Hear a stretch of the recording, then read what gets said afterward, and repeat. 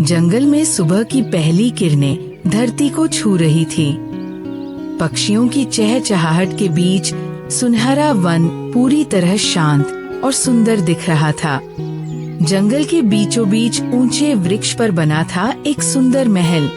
वही थी ऋतु रानी की सभा। ऋतु रानी एक सुनहरी पंखों वाली बुद्धिमान और न्यायप्रिय चिड़िया जंगल की रानी थी। उसके पास जो भी जाता उसे न्याय जरूर मिलता।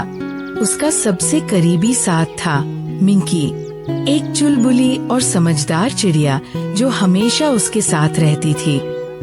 ऋतु रानी शाखा पर बैठी अपनी आंखें बंद कर ध्यान कर रही थी। तभी पास से आवाज आई, रानी माँ, आज का दिन बहुत शांत लग रहा है। शायद जंगल में सब कुछ ठीक चल रहा है। जंगल तभी शांत होता है जब उसके जीव शांत हों। मिंकी, क्या मिंकू तोता कोई खबर लाया है? अभी तक नहीं लौटा रानी माँ, सुबह से ही उड़ान पर है। जरूर कोई खबर लेकर ही आएगा। अचानक आसमान से आवाज आई। मिंकू तोता तेजी से उड़ता हुआ महल की छत पर उतरा। उसकी सांसें तेज थी। रानी माँ, मुझे जंगल के उत्तर पश्चिमी कोने में कुछ संदिग्ध हलचलें दिखीं। घने पेड़ों के पीछे दो साए आपस में कुछ गुप्त बात कर रहे थे। क्या तुमने कुछ सुना? ठीक ठीक शब्द तो नहीं, लेकिन मैंने एक झलक देखी, जैसे कोई लोमड़ी और शेर जैसी आकृति थी। क्या वो घुंघरू शेर और लालू लोमड़ी हो सकते हैं? अगर ऐसा है तो ये जंगल की शांति को तोड़ने की शुरुआत हो सकती है। तभी जमीन थरथराई। धीर गंभीर चाल में आता है गोपू हाथी।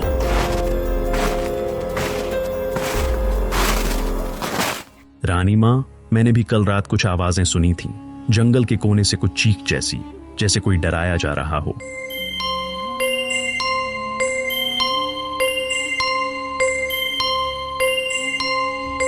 क्या तुम पहचान पाए किसकी थी वो आवाज? मुझे ठीक से तो नहीं मालूम, पर वो टिंकू गधे की जैसी लग रही थी। टिंकू तो सीधा साधा है, उसे डराना किसे सूझ सकता है। इस जंगल में अगर कोई भी ताकत अपने प्रभाव का गलत इस्तेमाल कर रहा है तो हमें रुकना नहीं चाहिए। आज रात तुम दोनों एक बार फिर वहां जाओ। अगर कोई साजिश रची जा रही है तो हमें सबूत चाहिए। रानी माँ, हम सावधानी से सब सुनेंगे और देखेंगे। कोई हमें पहचान नहीं पाएगा। और मैं अपनी तेज आंखों और कानों से हर बात पकड़ लूंगा। जंगल का उत्तर पश्चिमी कोना अंधेरे और सन्नाटे से भरा हुआ था। चांद की हल्की रोशनी झाड़ियों पर पड़ रही थी। उसी झाड़ियों के पीछे छिपे थे मिंकी चिड़िया और मिंकू तोता। धीरे बोलो मिंकू, कोई सुन लेगा। चुप हूँ, पर देखो उधर, वो दोनों आ रहे हैं। कुछ दूरी पर पेड़ों के पीछे से दो आकृतियां धीरे धीरे पास आईं। वो थे लालू लोमड़ी और घुंघरू शेर।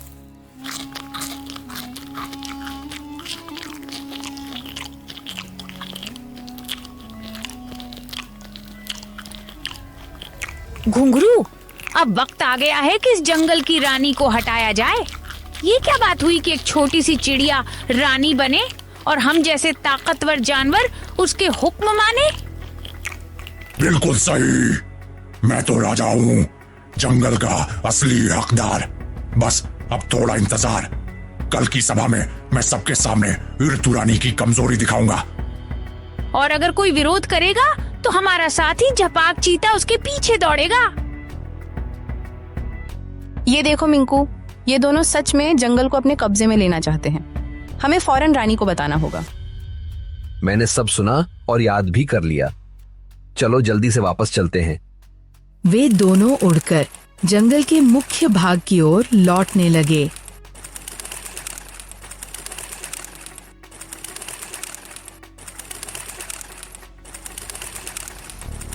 ऋतु रानी अपने सिंहासन पर बैठी थी।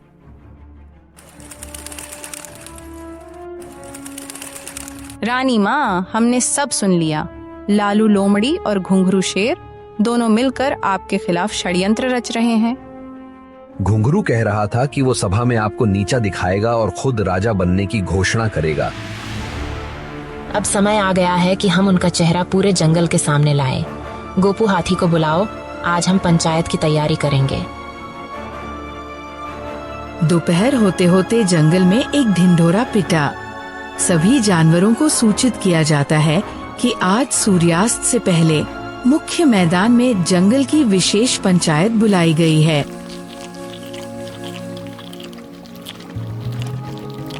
अब तो ये खुद ही सभा बुला रही है और खुद ही गिरेगी। हम भी आएंगे सभा में, पर राजा बनने के लिए।